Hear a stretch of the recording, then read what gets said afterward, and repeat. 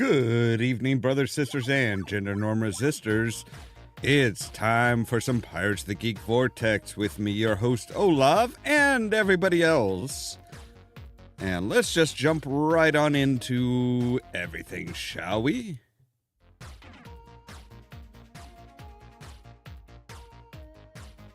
Hello, everybody.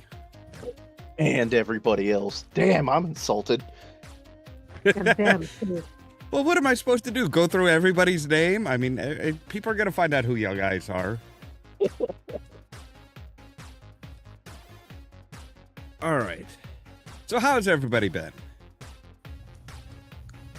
It's been a hell of a day. Same as it A ever hell of a was. week. Yeah, today has been the longest year ever. That sounds about right, yeah. I was telling Nightkind that I had to do the emergency 20-minute Google scrub earlier. Okay. I saw a screenshot of Fox News was sharing a screenshot from the Associated Press. Something about a quote of applicants were informed that they would have to push for Trump to achieve his goals and asked when their quote MAGA revelation occurred. Oh, yeah. And I was like, I don't know what the fuck the context is for this, so I'm gonna do a reverse image search and see if I can find the article so I have, grounds. And then Google just started pushing, MAGA worship and Trump is God and all that other shit. So for the next 20 minutes, I just had to sit there Googling every iteration of fuck Trump, fuck the Republicans, fuck conservatives, fuck the right wing, fuck all this. You're fixing your algorithm? On all your Yeah, tags. exactly. It's I have to erase this. See, I just did my searching this morning from my office computer. I don't have an office computer. And it was on my phone. That was even worse. I mostly, there was a story that sounded so fake this morning, I had to go look it up. Oh. So basically it is a lot of pictures of the Enola Gay were apparently scrubbed from DoD sites and archives. At least Oh, yeah, because temporarily. it has the word gay in it. And Hegseth decided to defend the decision. And even, I thought, okay, this has to be fake. I'm going to look it up. I'm going to find out this is satire. And it's like, nope, even Fox News reported on this. Well, Okay. because they've also been erasing several programs because they have the word transition in it. Like a program that was to help autistic students transition from school to a work life. For the transgenic mice incident. Okay, I looked that one up. And it was exactly what I thought. They actually did a study on the flow of ketchup. Yeah. That's true. Well, the trans mice thing, he was like, oh, they're trying to turn mice transgender. And I was like, no. That's got to be hormone therapy or tests of drug interactions that they can't, what is the word I was using? Ethically perform on humans. Mhm. Looked it up. Yeah, that's exactly what it is. It's if you're on HRT, what happens with this cancer treatment? What happens with this HIV drug? What happens with, this drug interaction? What happens if we just keep you on HRT for 17 years and never take you off? Okay, there we go. Now everything's set up. Oh, there we are.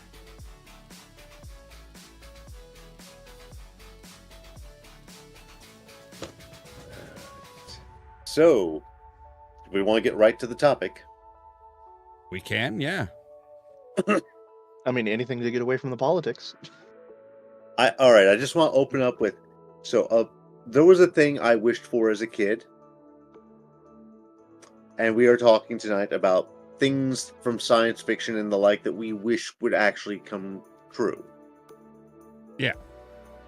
And something I wanted as a kid was, will someone please remake, correctly this time, Castlevania II Simon's Quest? And that has been done in spades in the last few years, as everyone's got to come up with their own remake. And a lot of them are really good. Some 8-bit, some 16-bit. Someone made a first-person shooter out of Castlevania 1. But I'm like, okay, child me is now happy.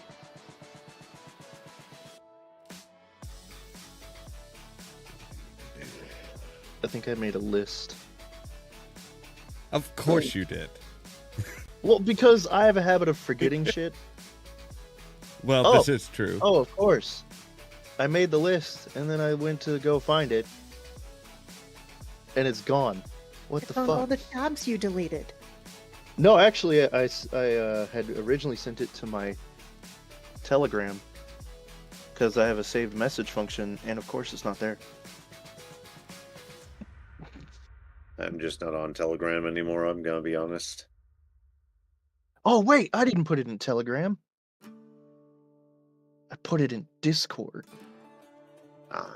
because I have a notes section on my server.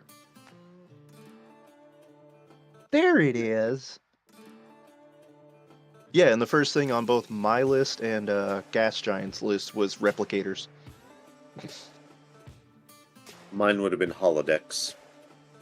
Well, I mean, the replicators is iffy for me, because, like, on the one hand, it's great, because you can replicate anything you program into it, but on the other, didn't they mention several times that it doesn't get things quite right? It can goof things up, yeah. Yeah, it was like, because Gas was like, I would love to have a machine where I could just make steak whenever I want it, and I was like, yeah, but didn't they say, like, it doesn't know specifically what it tastes like? Well, what they did was they basically put in a copy of the buffer pattern of an actual steak. Yeah. And then they're just replicating that over and over again. And if you ask, well, why don't they just do that with people in a transporter and make lots of people? Well, they did that in one episode, and it was messed up. They did that in a few episodes. There's one in Star Trek The Next Generation that sticks in my head, because that was when Riker gets a duplicate, and that duplicate stayed around long enough to wind up in 2 other series of Star Trek. I was going to say, yeah, he went on to have like a full-on career. Tom Riker wound up being in Deep Space Nine, got some spin-off novels after that, then he winds up in Lower Decks. I always just like the fact that we eventually started using the transporter buffer as basically a fridge. Oh, you mean like when Scotty is in there? Exactly. Eventually someone's like, wait, this person's gonna die. Shove him in the transporter for a couple hours, he'll be fine. Well, they kind of did that even before that episode, where it was Dr. Pulaski, I think it was, had some severe degenerative disease that she picked up somewhere, or something was affecting her, and they had to find like a strand of her hair in order to basically use the DNA to revitalize her, to get her back to what she was supposed to be. The reason they had to do that was it wasn't technically a disease. She was being attacked by the immune systems of a bunch of genetically engineered children. And it was a very depressing episode in general, because they do save her, but one of her things is, those kids, they gotta stay there. They can't ever leave. They will kill everyone just by being around them.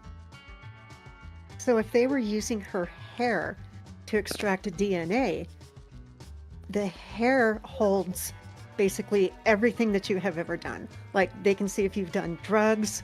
They have, that hair holds a lot. So if they were just trying to extract DNA, there can be a lot of little particles that are going to be stuck in there that can, alter. If she was going to replicate, then that can alter the replicant, excuse me. They actually had a couple episodes where they started cloning people, and my joke at the time was, are we going to see when the actress for Pulaski was actually in the original Star Trek from 66 to 69? Because it'd be funny if you accidentally got her other character. True. Oh, you can't chat because it doesn't want to work? Oh, that's because if you don't have a YouTube account, they don't let you chat in the chat anymore. To solve this problem, if you would like to chat with us and not use YouTube chat, please go to the description and join the Discord and use live stream chat. True. Sorry, that was just a really easy plug. Did you do it? Did you do the thing? No, they got the YouTube chat to work. Yeah. Okay. Oh, I'm never on YouTube chat. That's something that reminds me of something I've seen in science fiction. So there was a Torchwood season 2 episode called Reset, and someone, is using alien tech that they found to reset people's bodies back to factory standards. And they find out about this, but they find one woman. They say, "Okay, well, we're finding these weird things about your body. What's wrong?" "Oh, I had the reset done." "The what?" "Yeah, I had HIV, and they reset me back to standard, so I don't have it anymore." And everyone in the room goes, "I'm sorry, what?" Yeah. Now, it turned out this particular alien also, it was a bunch of little insect babies that were basically resetting her back to standard so they could launch out of her and devour her insides, which they did right in front of her. Seconds after she told them what had happened. Well, that's fun. But Hey, does Jack come back with every disease he had before he died? that's a good question, and the answer has to be something hilarious. No. No. Oh, so he actually does basically reset. Yeah, he does reset. He heals from everything. Oh, wait, that's right, because his comes from being, like, a fixed point in time somehow. Yeah, he's not regenerating, he's just an anomaly, so... Yeah. Because he was brought back to life by the power of the TARDIS. So it's like, he heals from everything. Now, here's the thing. In theory, that happened to everyone on that station who was there at the time. No, because Rose specifically went for Jack. Okay, I always had the idea that it was everyone who was on the station when she does the bad wolf thing. No, it was she specifically went and brought Jack back. Yeah, so everybody else might have gotten splash damage, but Jack got the brunt of it. Yeah. I have a feeling we're not talking about the Titanic. No, we're talking about Doctor Technically, Who. we are talking about the Titanic. No. Jack That and was Rose? with Donna. Yeah. Wait, no, that wasn't with Donna. That was... That was with Donna. No, That Donna was the wasn't first. in that. That was the first time that Donna showed up. Was the type? No, was it? Yeah, because it No. was. Wasn't it? I'm no, pretty no. certain. You're. That's right. That That's was right. Kylie No, Minogue. Gosh, who was it that was with him during the, Whoever the Kylie thing? Minogue played, I'm trying to remember her character. I can't believe you have me Googling this shit.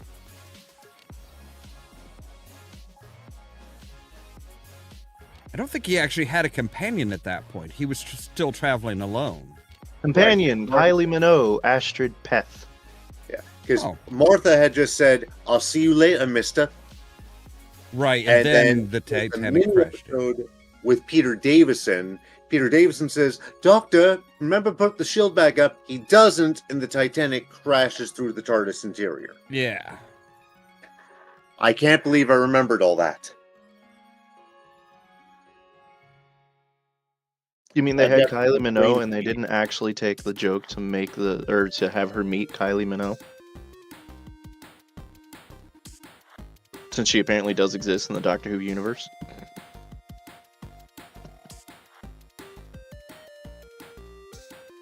I remember.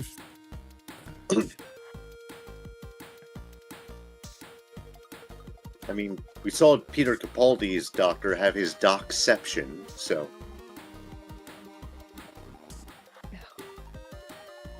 I remember seeing that face before. Okay, so she was kind of a companion, but she wasn't a companion. She's listed as a companion, but she was only in the one. She was only in the one episode. So kind of put her in the same category as characters like Sarah Kingdom. Kind of, yeah. That's why I'm like, wait, but the Doctor went from. He met Donna, and then he traveled alone until he met. Was that when he met Martha? That actually sounds right, because I want to say he met Donna before. Yeah, he met Donna before Martha, and then found Donna again. Or Donna found him, depending on how you look at it. They found each other. It was a very weird re-meet. One where the villain just catches them talking and goes, "I'm sorry, am I interrupting?" Catches them kind of talking. Because they're on like opposite doors from the opposite outside of opposite doors on opposite sides of the room. I so need to catch up just so I can get to the episodes where it's 14 as played by David Tennant with Donna Noble again. Because I've seen the previews and I'm like, I need to get here. I need to get here. I've still got to finish Capaldi. And then I've got one doctor in the way. Then Tenet, then I've got another doctor after Tenet. You haven't even watched Mad Max, so what makes you think that you're going to watch all of these? Blind hope! He's devoted to the Obsession. doctor. I have seen the very first Mad Max, and only the very first Mad Max. I mean, to be fair, technically, if you've seen one Mad Max, you haven't seen anything. Now, see, I will say, as far as the replicator idea, there is one problem that would need to be solved first, and that is finding a massive power source of some sort. And not the fact that we have to figure out how to create matter from nothingness? Well, it's not from nothingness. You're converting energy into matter. Half the time, the But you matter... need Good the job, energy. gamers. They've gone on record saying, yeah, a lot of that matter is recycled shit. Hey, you know what? As long as we have the components. And then there's on lower decks that talk about having to clean out the holodecks after they are used. Yeah. Yeah. Also, it's kind of amusing me that as I'm watching stream, mine and Olav cam are exactly as they appear in Discord, but then yours and Nikind's are inverted. I'm upside down. No. It's your flipped horizontally. So you go left in Discord, you go right on the stream. Oh, yeah. That's because everything's shifted around, so... Actually, we could change hers. Rasclin, I always try and put him so that he looks like he's facing towards the center. That makes Yeah. sense. That way when he goes to try and hide, it won't work. Yeah. You mean when I lean back to one side like this, with my legs right here? Okay, there we go. That should be better. Which basically just means it's not Andrew Cam anymore, it's Olive Cam.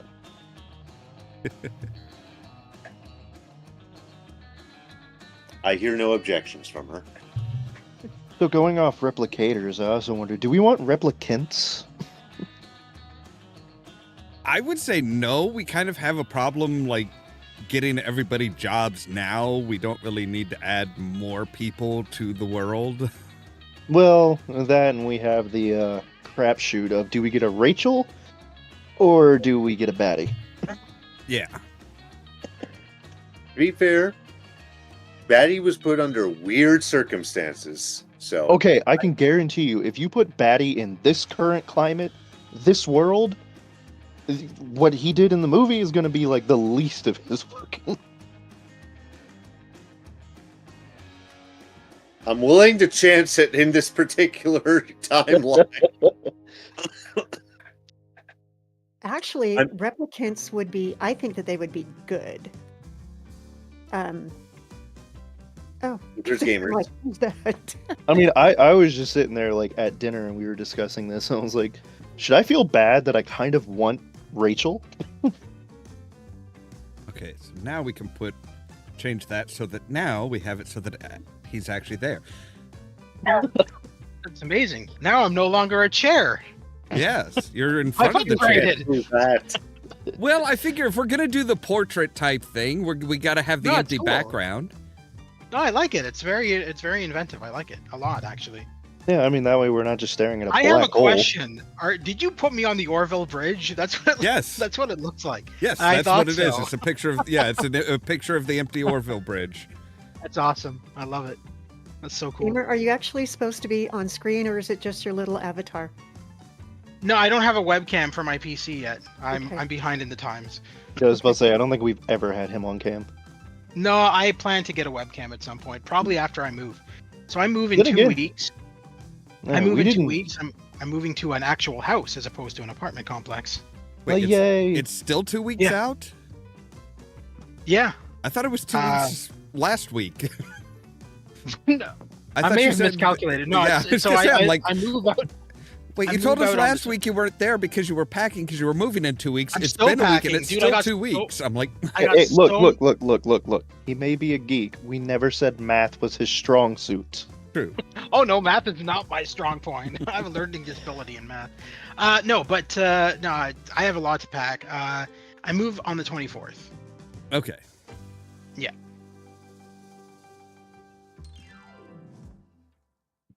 Okay, I do like this HUD. Dead This silent. overlay is good. I was gonna say it was one of those things where I'm like, okay, I got to thinking about what you were wanting as far as like, you know, warm and gothic, and it's like, okay, so we'll probably something like marble. It's like, how do you do a marble texture again? It just looks. To me, it just looks like the Hogwarts Legacy aesthetic. That's what I thought you were doing. I Yep, thought you because you exactly. were playing Hogwarts. Yeah, that's what he okay, does. that's what you did. Okay. Like Yeah, every overlay for pirates usually takes whatever game he's doing that week. So like last week was all cyberpunk, That's cool. which I dare say Rasclin's oval is still reflecting. Yeah. Gotta take a quick look. Let's see what else is on this list.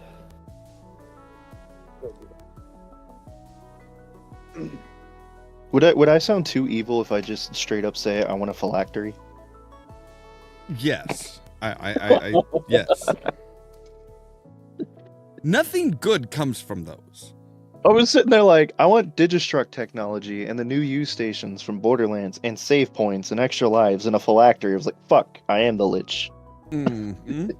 I feel like for me, I would just want either transporters from Star Trek or the replicators from Star Trek. That Yeah, way we I were don't just have to going worry over about. the replicators and the Yeah, I pros won't and have to cons. worry about shopping. I won't have to worry about these bloody tariffs. The groceries being like 10 times the cost. They're gonna put I'd just tariffs be on the like, "Ah, fuck it." biomass. But yeah, like Just like beam in. I was saying with that though, you know, you have the Voyager problem of energy. Yeah. You need a very powerful, very renewable source of energy. That's why the Voyager had an actual cook on board, was because they were way out. They'd had no way of getting new dilithium crystals. So they're like, hey, we can't just like replicate food anymore. We need to actually like grow stuff, gather food, and cook it. Nobody said I was going for the Voyager replicators. Well, no, but I don't want those. But my point is we don't have we don't have the we wouldn't have anywhere near the amount of energy to create food. Shit, can you imagine Oh my Texas God. with that draw on their power grid? You mean the dead ass fucking wasteland it would become? All right, I And I know where we remember- can get the power. I know where we can get the power for replicators. Okay. We're Turn waiting. off all the NFTs and cryptocurrency. Done. Don't remind me that I found that story from 2023 where they had an NFT party and people started complaining that they were getting rashes on their skin and they temporarily went blind, only to find out that half the black lights that they used for the NFT party were actually UV lights, Oh God. specifically sterilization UV lights. Oh. Oh my god. They're like, That- congrats, you basically put yourselves in a black room, Dear God. meaning your eyes dilated, and then you stared at the concentrated force of the fucking sun. This could only get better if you told us they were all on Molly at the time. No, they were the what was it? Bored Ape NFTs, which like Justin Bieber and Jimmy Fallon bought into. Yeah. Wow. Okay, that Yeah. caused me to do a face palm, and when I looked up, all I saw in Cadence was beard. I was like, oh God. Yeah. Are you sure that was his beard? Yes, Yes. because a second later he sat back. I would hope so. Trust me, Okay. there's a large difference between the two. I mean, I've heard that old urban legend about Bill Gates suddenly dropping mosquito netting and threatening all of his donors with malaria if they didn't keep giving more, and then releasing the mosquitoes. Bill Gates And is I'm like, annoying me that's this even week. better.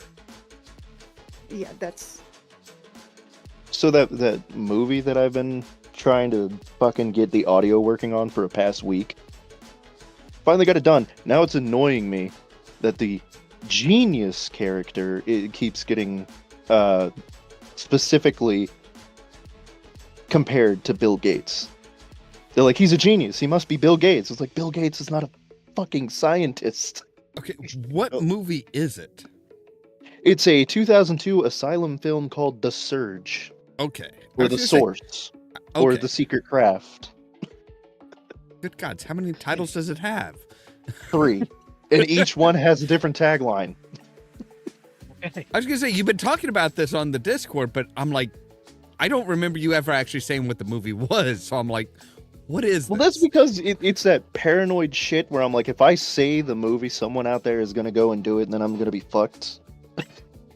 I'm suddenly reminded, like, Dead Alive is known as Brain Dead in some countries, so... Yeah, but see, that's only like an unalternate title. This has the US title, the production title, and the European title. And So it's when sold it was- under all three.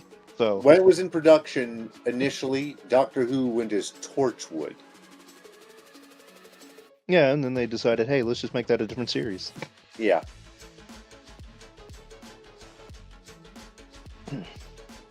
So see, one of the things that I was thinking about was like, as far as like sci-fi and or more towards fantasy, partially because I'm playing through Hogwarts Legacy, is the idea of like, you know, being able to wave a special little stick and be like, okay, dishes are doing themselves, laundry.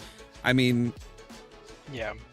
you know, they have a spell that can repair just about anything, and it's like, that would be nice, but at the same time, the downside to that one is, how many jobs is that going to take away from people? I'm D&D surprised has, you didn't immediately go to Sorcerer's Apprentice. D&D has similar spells that are all cantrips that are pretty easy to get. I remember when I first got the repair spell for Hogwarts, and I just went around breaking everything and then repairing it.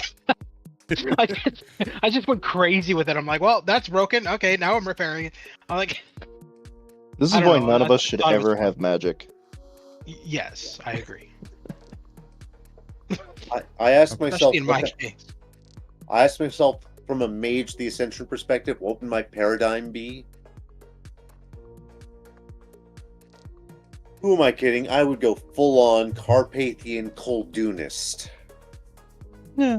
You know, the placate the spirits with the right amount of sacrifice kind of sorcerer. I mean, at least two of us are going to go full-on Blood Knight. And I guess Which one's Blood Knight from?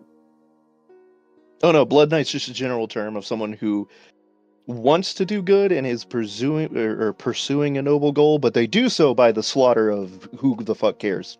If it's in their way and it's in the way of their goals, it dies. See, originally when you said Blood Knight, over in World of Warcraft, that basically means Blood Elf Paladin. Yeah, kind of. It's also shorthand for Death Knight in their tank spec.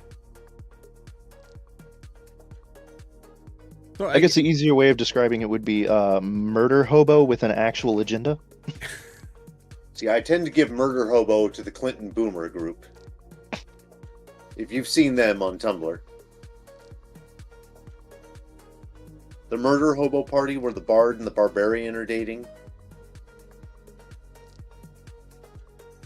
not familiar with it. Everyone should look up Clinton Boomer. He does amazing work.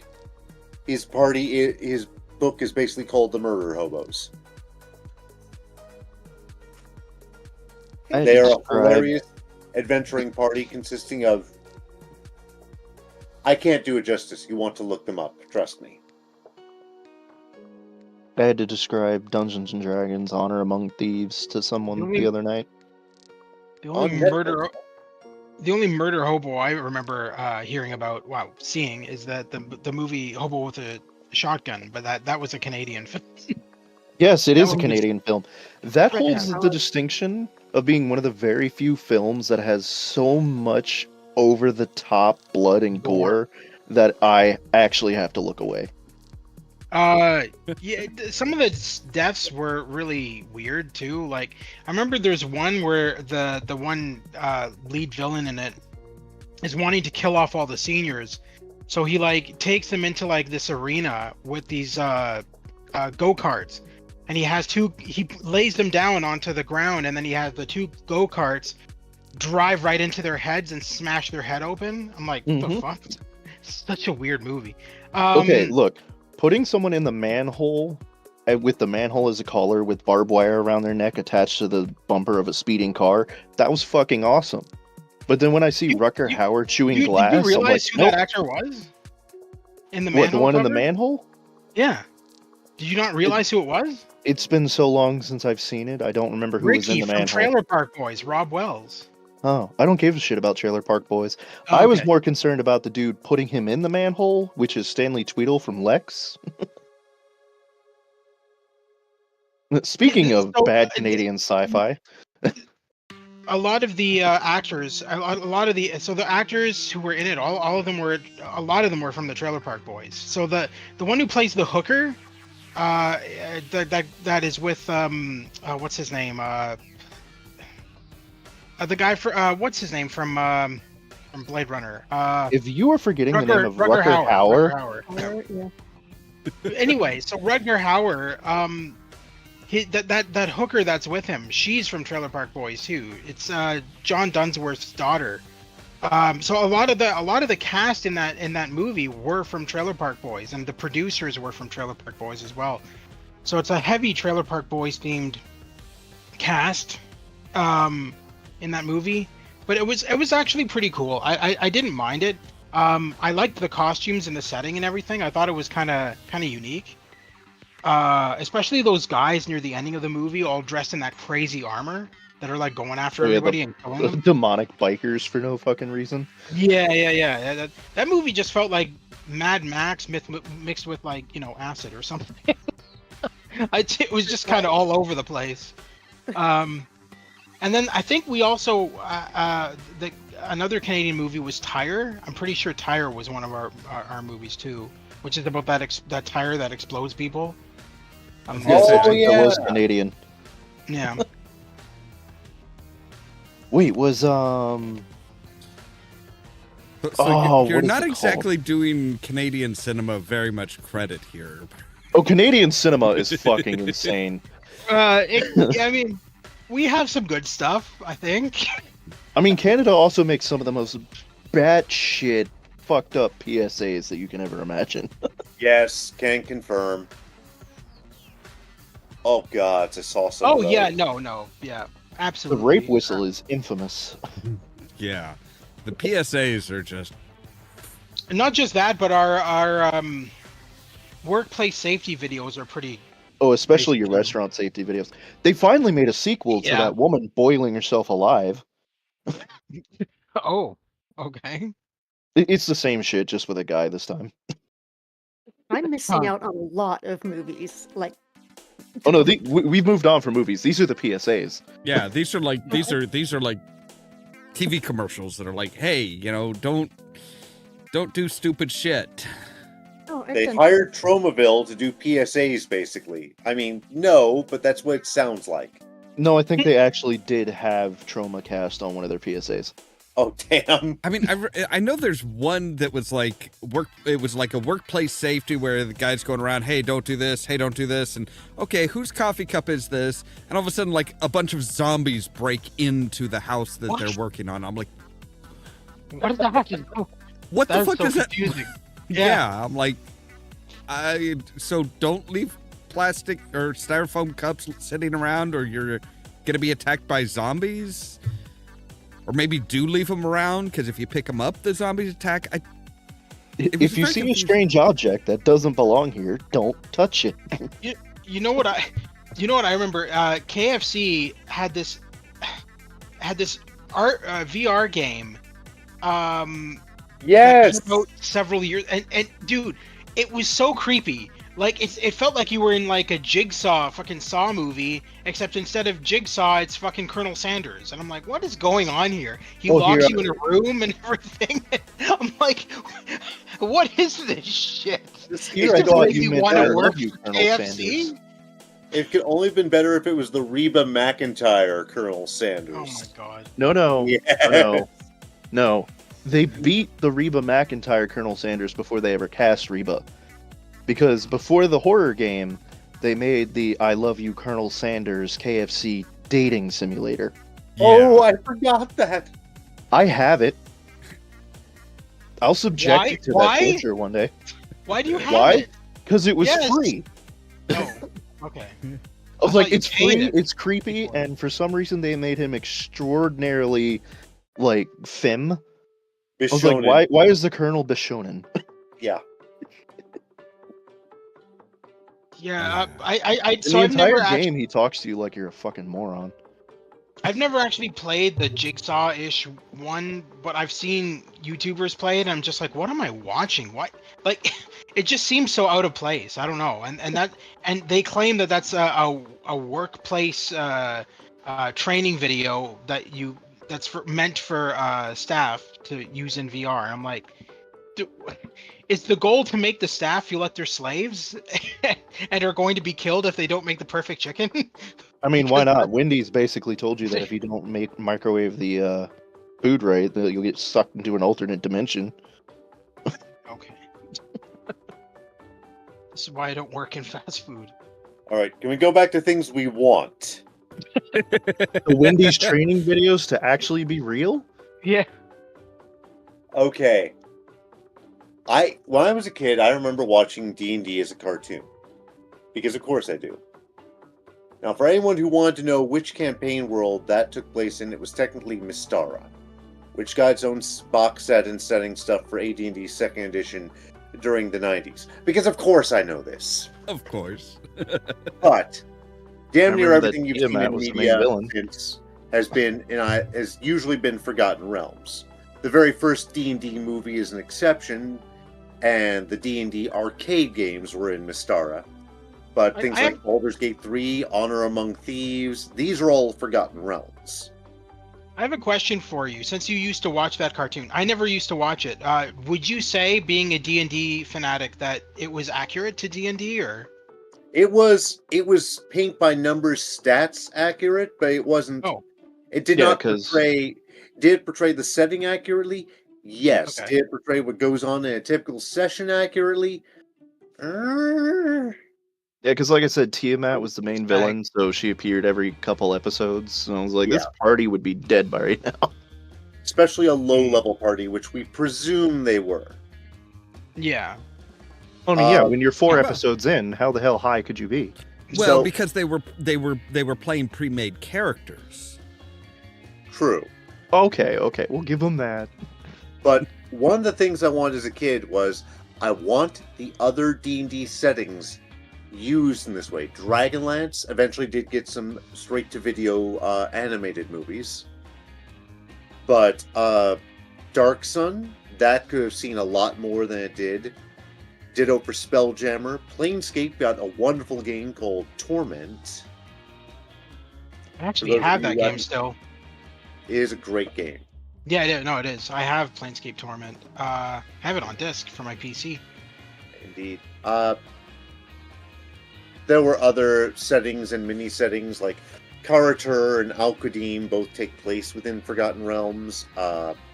Red Steel could be inserted into anything. Ravenloft has had its status juggled up and down over the years, but a D&D terror setting, the closest we've seen to it was it became an expansion for the D&D online game.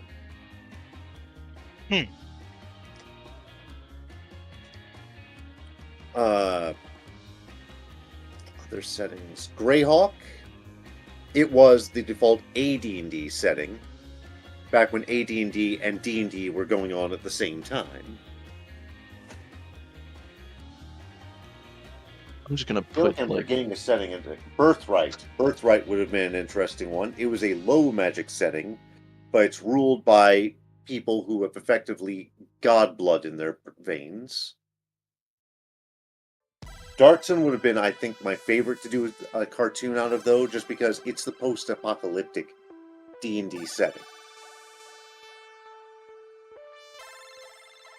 Like, all the dwarves have gone hairless.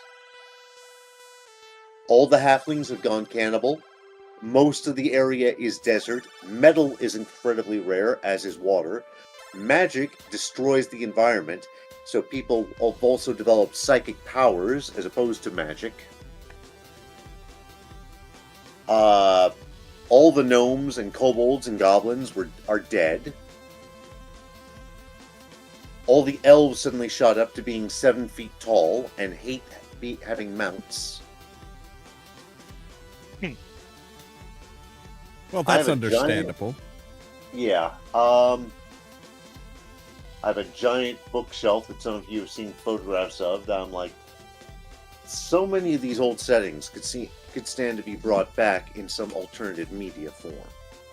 Ravenloft would be iffy, because it would be a better video game, I think. Give me a terrifying game with vampires and dragons. There we go.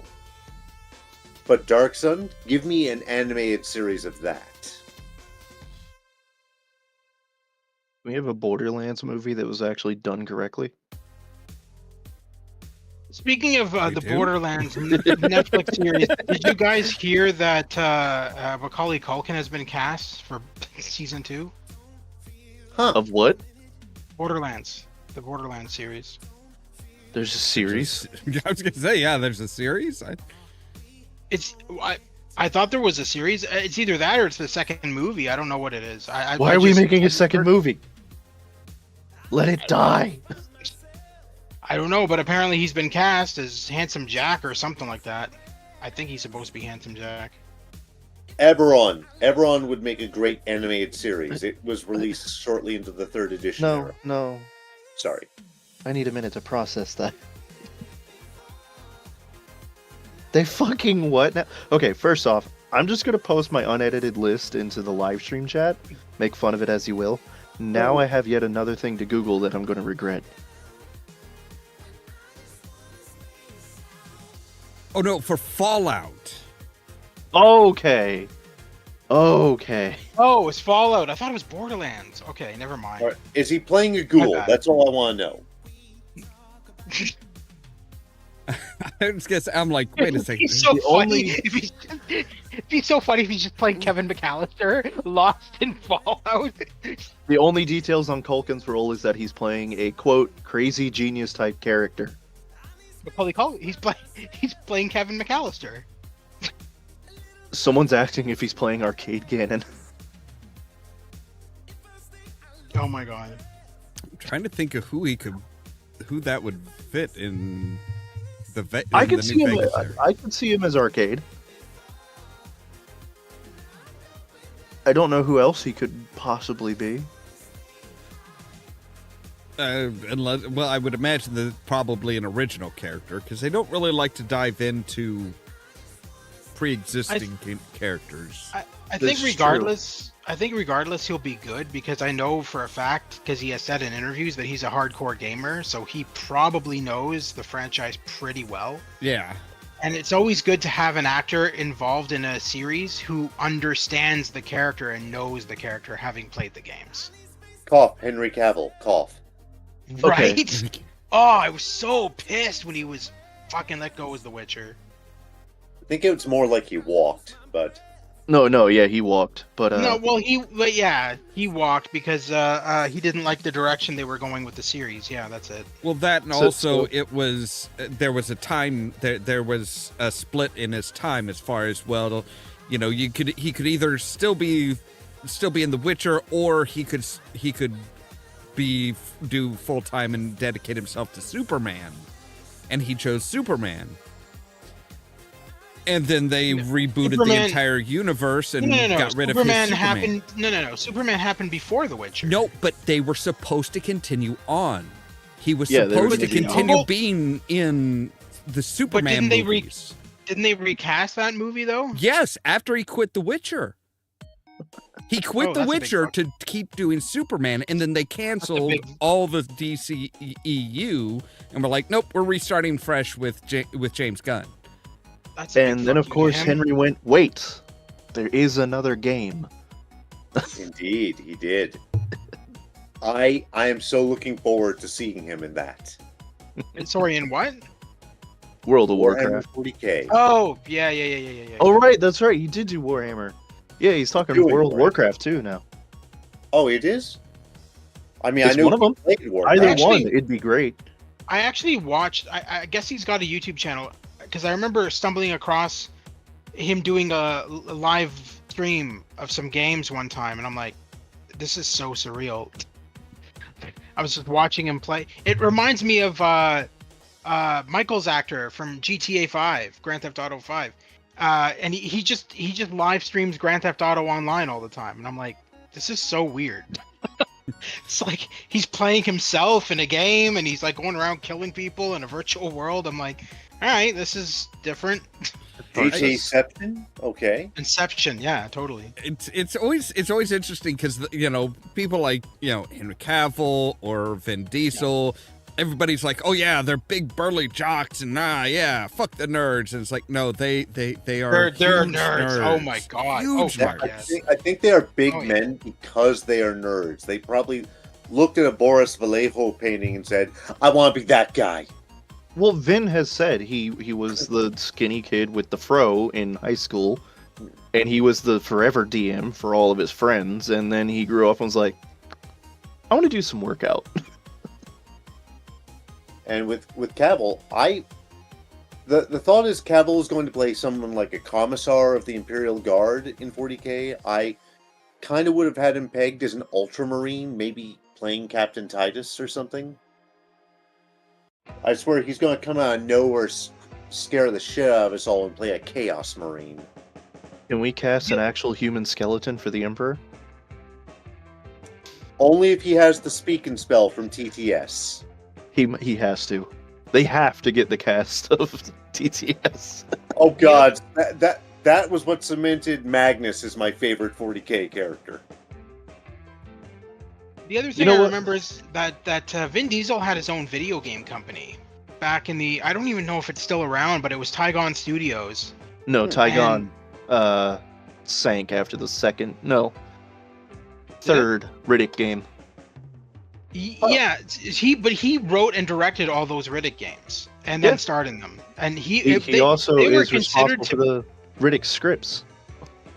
They were considered. I think it was no. Hold on, Caden. I think it was Wheelman that sunk the company. I don't think it was the Riddick games. No, the I Riddick said games just- were highly.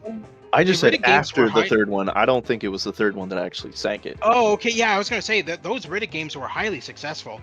Because after that, I know he did Wheelman, and Wheelman was a terrible GTA clone, where you played him just going around driving in cars and jumping out of cars onto other cars. It was just fucking weird, Look, it's Fast and Furious, except even more watered down.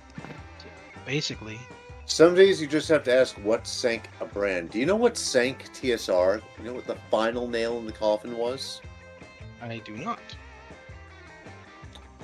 Dragon Dice. Hmm. Dragon Dice, for those of you in our audience who are unfamiliar and did not go through the movies, are back, being sold at Gen Con every so often, and probably Dragon Con too. But think of all those collectible card games you see. Magic. Yeah, we'll start and end with Magic. Think of things like that. Now Can't make it. even name Pokemon or Yu-Gi-Oh. I only ever played like Magic and Jihad and Rage, and a bit of Planescape Blood Wars. My friend, the more you talk about what you play, the more I wonder, are you okay? Have you played any of the Cyberpunk tabletop games or no? I have, but I was going to say Dragon Dice were collectible dice, meant to roll with special rules. TSR over-invested in it, and then boom. Yes, I've played the older editions of Cyberpunk, the tabletop game. I actually have a couple of copies of it. Oh, nice. Yeah. That's awesome. They do run the older editions at some conventions still. Oh yeah, no, I have a friend who I remember I have a friend who has pretty much all of the Cyberpunk tabletop games. I remember he was this was like when Cyberpunk was first announced and was coming out. He was so excited for the game, the Cyberpunk 2077 game, and then I can just imagine his disappointment when it came out in that buggy state. I never bothered to ask him, "What do you think of this game now?" But I mean, obviously, it's a work of art now. But I mean, when it first came out, it was just your car. You went to go steal a car, you'd get into it, and then your car would just like clip right through the environment and tumble endlessly Through the void. Yeah. I'm just waiting for someone to give us some Shadowrun mods for Cyberpunk 2077. The first time I fired up the game, I'm like clipping through the highway. I'm like, is this what Night City is like? I don't think I want to live here. I mean, it would make every day an adventure. Yeah. An endless void. Is today the day that I die into the void? Speaking of all this, a thing I want and I will never have. Bloodlines 2.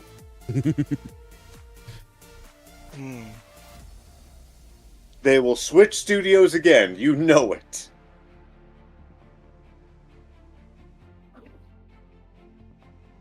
Okay, I guess Tygon Studios actually is open again.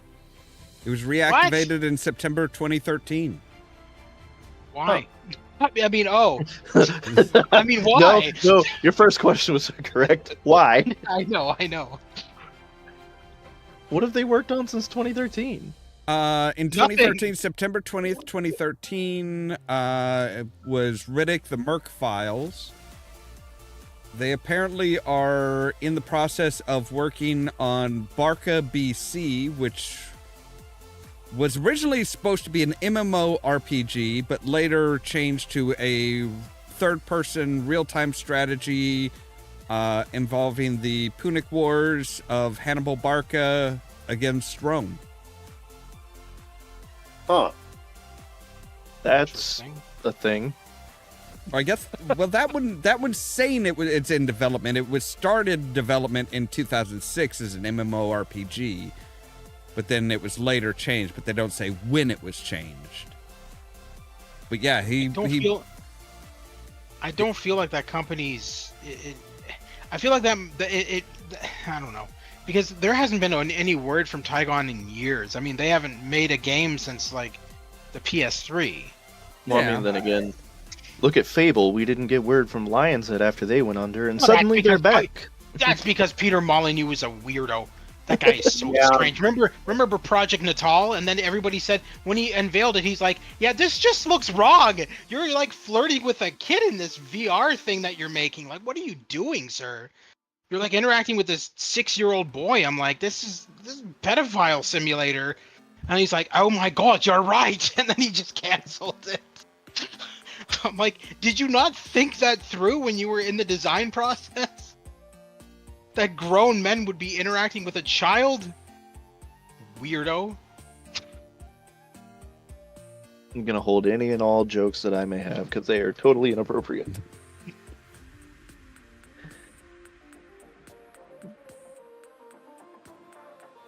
Yeah, apparently in 2020, in August of 2020, one of the games that Tygon Studios was working on was Fast and the Furious Crossroads was released.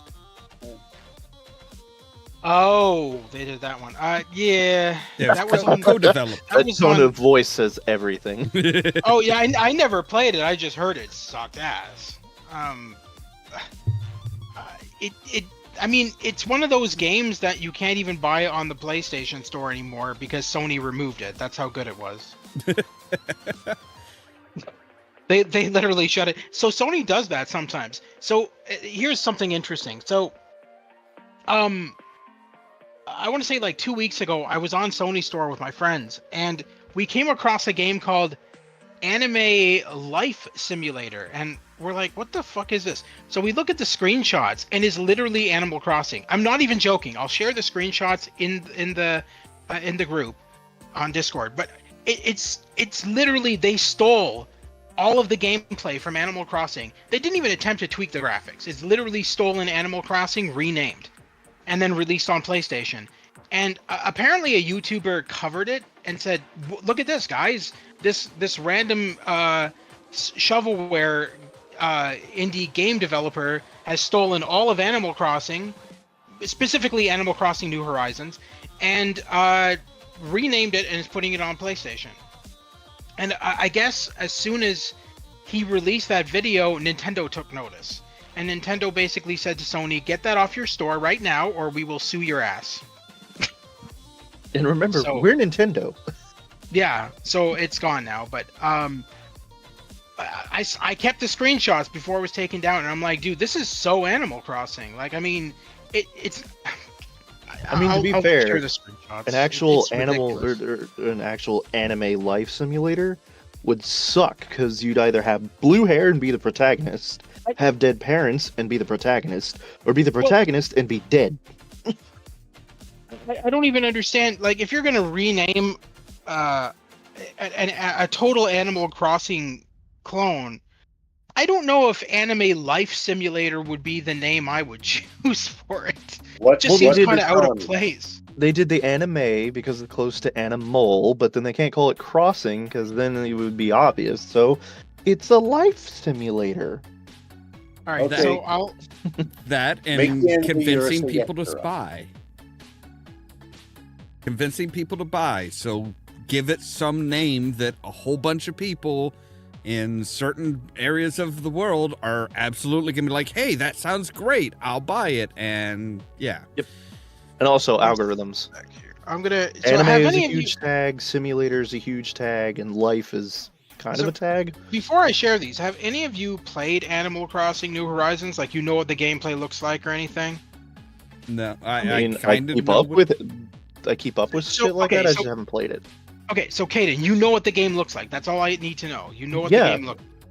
All right. I played Animal Crossing up till New Leaf, and then I couldn't afford New Horizons. And So by the time I could, I had better games. as soon as I saw these screenshots, I was like, "Oh, you idiots! Like, do you not realize the can of worms you are opening here? Like, how fucking dumb do you have to be?" Yeah. Okay. There. I sent it in general. This is one of the screenshots. I have others, but there you go. That's not at all Animal Crossing. Like, I mean, Christ Almighty, they even kept the same characters in. Such idiots. And then I don't know. I Is it like those WoW knockoffs that wind up going all over China? It's the exact same characters that Warcraft uses, but they're in a different kind of game, and you're never going to enforce that copyright over there? No, it's the No, exact same it's- fucking game, too. It's the exact same game. They didn't change anything. That's the thing. All they did was change the name. I'm like, are you stupid? Like, how dumb are you that you don't think you're gonna get sued out the ass? Here, I'll share another screenshot. Like, I mean, they kept all the characters, they kept the environment, they kept all of the activities. I think the only thing that they got rid of was the ability to visit other friends' island, because they said they quoted it as being a single player game, which the actual Animal Crossing was not. It was Well, yeah, one but more Animal player Crossing element. is specifically for a Nintendo network, so chances are if they let that capability in, then they would definitely get caught. There you go. There's an outside screenshot. Oh, look, it's identical to Animal Crossing 2. Yeah, I wanted it, to be honest. I was hoping that they wouldn't have gotten rid of it, only because I wanted to grab it and be like, look, I'm playing Animal Crossing on my PS5. But, oh well. I You can understand. totally put that on your channel and not get sued 7 ways to Sunday.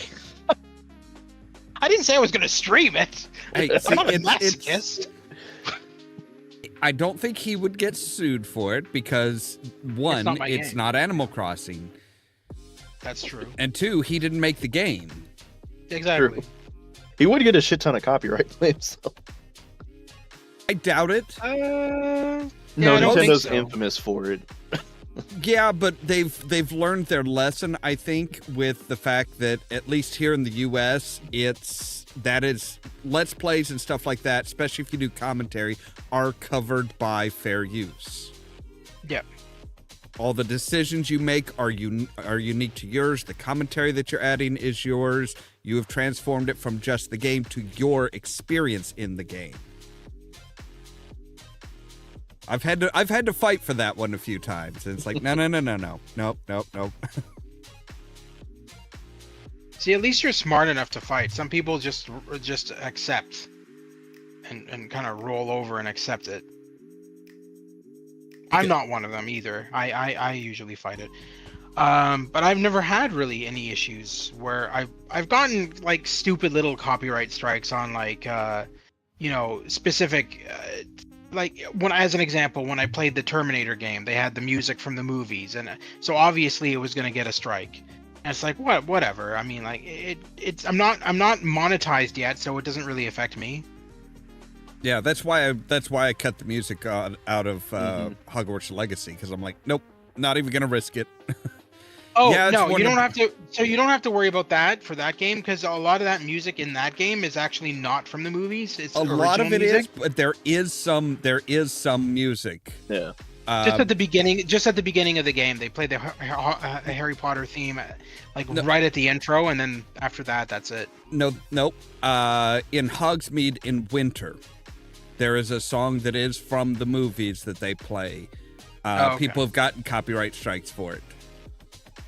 It was one of the first things I loved.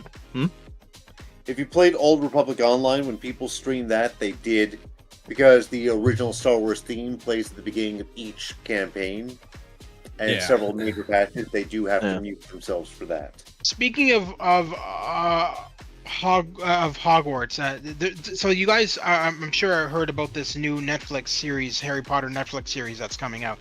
What are your thoughts to them replacing? And I'm not trying to sound racist, because I'm not at all. But what are your thoughts on them replacing a majority of the cast with black actors? I thought it was kind of strange, because they're replacing Snape with this black African actor, and he looks nothing like Snape at all. It's just so weird. I'm like, I don't know. I think what they're doing is they're trying to make a stark difference from the J.K. Rowling stuff, where, let's face it, she is a lot of her character names and stuff are extremely racist. Yeah, that's what I'll say. Well, yeah, but she's in. I would agree with that normally, but she's involved in the Netflix series. She was the one who actually. Okay. Yeah, so they're giving her the finger. They're like, "Hey, no. She was involved in the casting process. Yes, that's what happened. Understand. JK, ever since the last Deathly Hallows, has been trying to pander. So she sees people like doing the, turning certain characters gay or turning them trans or switching their races. And even though she is very outspoken about her views, she's still trying to pander. So she's like, oh, well, if I just take all these characters and make them black, then that'll be fine, right? That changes everything I've ever said. So she's trying to do a Daryl F. Gates. Okay, I gotcha. Well, because with Cursed Child, she thought that she could erase everything she ever said about LGBT by making at least 3 characters gay, and then having Harry's son and Draco's son enter a relationship with each other. I was like, this does not make up for anything. Yeah, well, you can't make up for it and then go on Twitter the next day and go on a long-ass fucking rant. Yeah, that's true, which she does daily. I was laughing about the thing. She's like, I don't think, we all know her views on trans, so I don't have to do all that, but she's like, I don't think this is a thing. But then you make Teddy Lupin, who literally has the ability to change their gender whenever the fuck they want. What? I'm so glad I did not get into her stuff. The Cursed Child was a cursed book. It was basically a retconning of everything she ever wrote, and none of it made it any better. Yeah, I've never read any of her books, but I have I have the Harry Potter Blu-ray box set. I picked that up ages ago, long before she became a transgendered, or not transgendered, a transphobic piece of shit. Oh no, she was always a transphobic piece of shit. Before it was obvious. Before it was, no, yeah, it's before it was more of announced.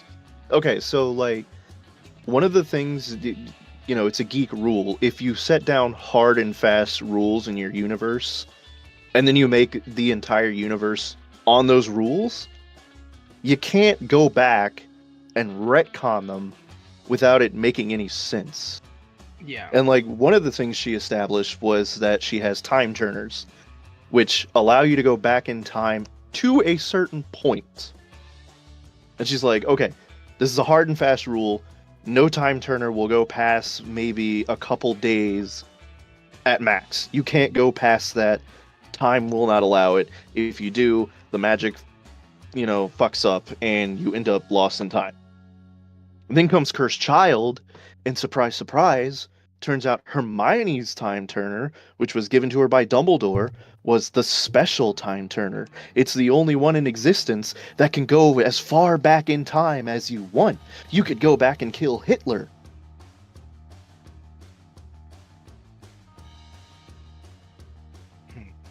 Yeah, well, I mean, let's be honest. Everything Dumbledore had was special, and Yeah. yeah. Actually, I found it hilarious that the whole purpose of the book is Snape and Harry's son going back in time to try and stop Cedric from dying. Only for it to turn out that if Cedric hadn't died, Voldemort would have won. So we get Hitler 2.0. So they go back in time to try to kill Voldemort back when he was a baby, only to turn out if Voldemort didn't happen, then another Dark Wizard would. So they go back in time, stop that Dark Wizard. Then it turns out Harry goes dark for some reason.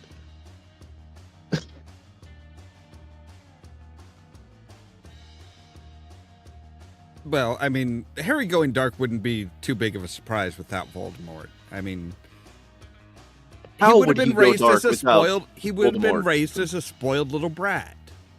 Yeah, but the point is, Harry is only as powerful as he is because he was a Horcrux. No, that helped. But he comes from a powerful wizarding family. Yeah.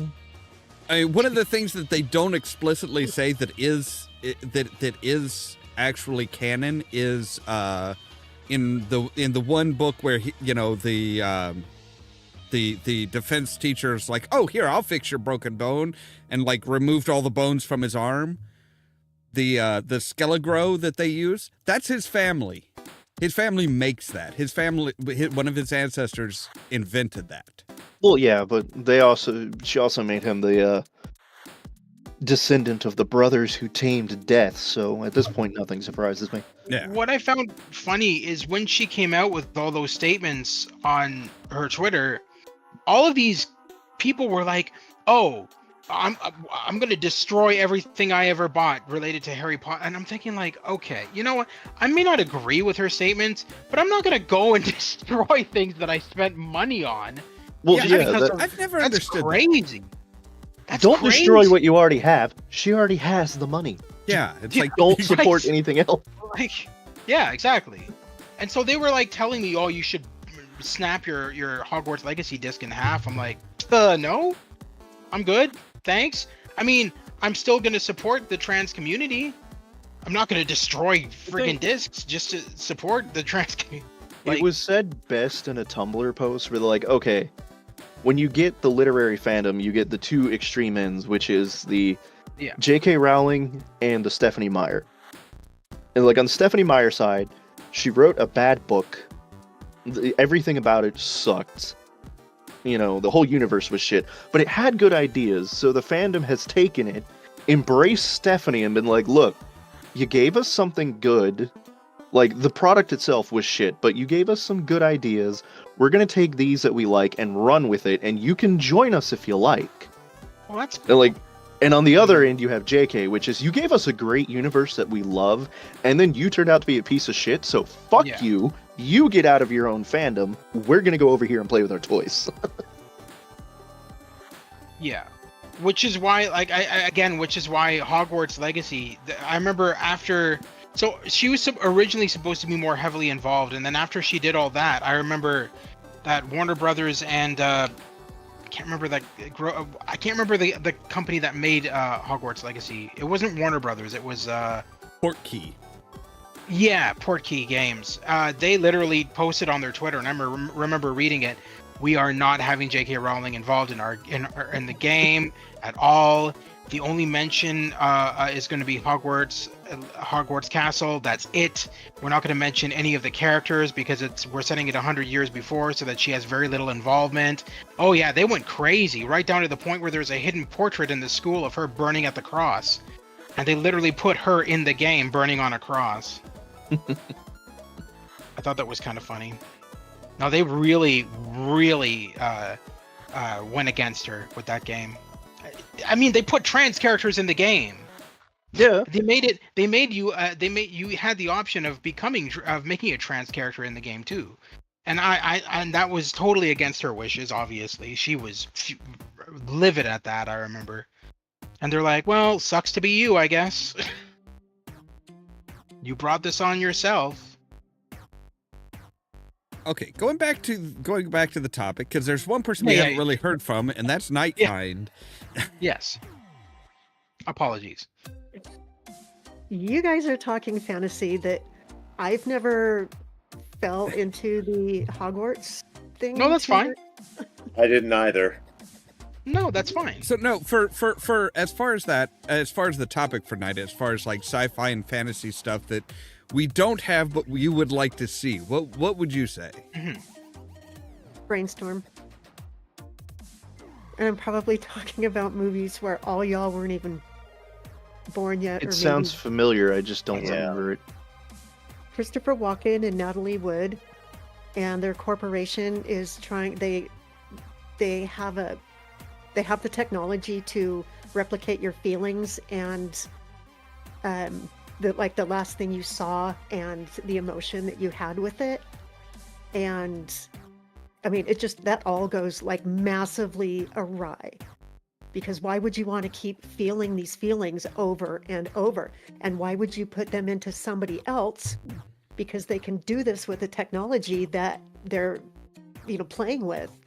And so that's what they're doing. Is Christopher Walken wants to see how Natalie Wood died in the movie. And that just turns everything. Would you want that? Would you want an implant where you can see other people's thoughts and feelings and go back in basically time with them? Kind of like what they would later do in Strange Days, which is sounding more and more like that one ripped off Brainstorm. Well, no, because Strange Days you could do it in real time, which they use to very horrific effects. Oh, you mean the falling down and the being assaulted, but also being forced to experience the other person's excitement and pleasure at what they're doing to you. Yeah. Just to clarify, I was 5 when that movie came out, so I was alive. Well, thank you very much. I'll be going now. Anybody got my walker? And oh, hold on. Actually, I have a walker, so if you want. Would you like to use my walking stick? Yeah. I have to have a walker because of my knee. Damn it! I actually have my grandmother's cane. Yeah, there you go. Yeah, wait, I think I can do one better. What are you gonna pull out now? Oh, the one thing you would not expect me to have. Okay. God, you gave us damn the joke. Keyblade. No, I'm not surprised by that. No. Honey, that's so cute. I will go to the basement and I will bring out what I have. No, everything else is on the wall. I just don't feel like getting it. Yeah, I got mine on the wall. Okay, what about Lawnmower Man? Lawnmower Man would be fucking amazing if it actually did the way it was intended to be. That movie was okay. I didn't mind it. Yeah, that's the question. It's like, are you talking about how it's supposed to work or how it actually works in the movie? Well, if it was created by, I think it would be how it actually works, because Well, no, don't like- tone that down in a movie. It worked in the movie the way it was supposed to. It was only when the U.S. military got involved that it fucked up. Do you feel like with that movie though, it would have probably been better had it been made many years later when we had better technology? I don't know, because I think part of Lawnmower Man, like, it's the limitations of the graphics that gave it its charm. Yeah, fair.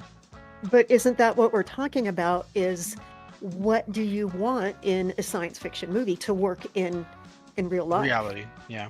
Right. Yeah. But it's one of those So- things. It's, I mean, my major concern would be, as far as anything like that, would be the people that are most likely to have a hand in it. And then you're talking about people like Elon Musk, and I wouldn't trust him. Yeah. I wouldn't trust him to put anything like that. No, I would trust So, anything I was- anymore. I was gonna go incredibly bleak and be like, because of tech bros and people like Musk and shit, is it unfair to say the black shakes from Johnny Mnemonic? But then I was like, oh shit, we'd be at risk of getting that. Yeah. That I mean- movie was. I look back on it. It's better than I initially gave it credit for. Which one, Johnny Mnemonic? Yeah. Well, yeah, because it's just fucking insanity. It's got Henry Rollins and Ice-T and Keanu Reeves and Dolph Goddamn Lundgren. Dolphin.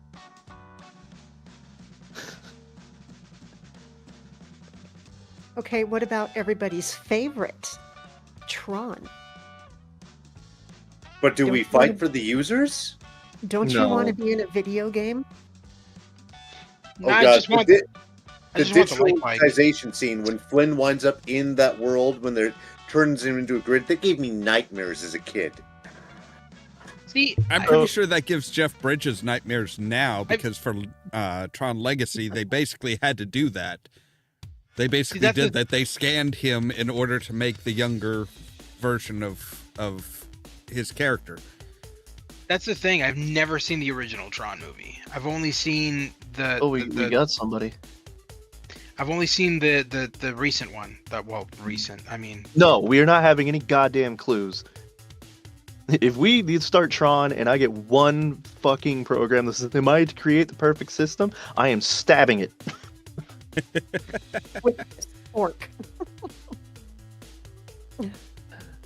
Okay, what about and actually, yes, they did have this in your Star Trek and Star Wars, and they also had it in Avatar, where they pull up the 3D maps.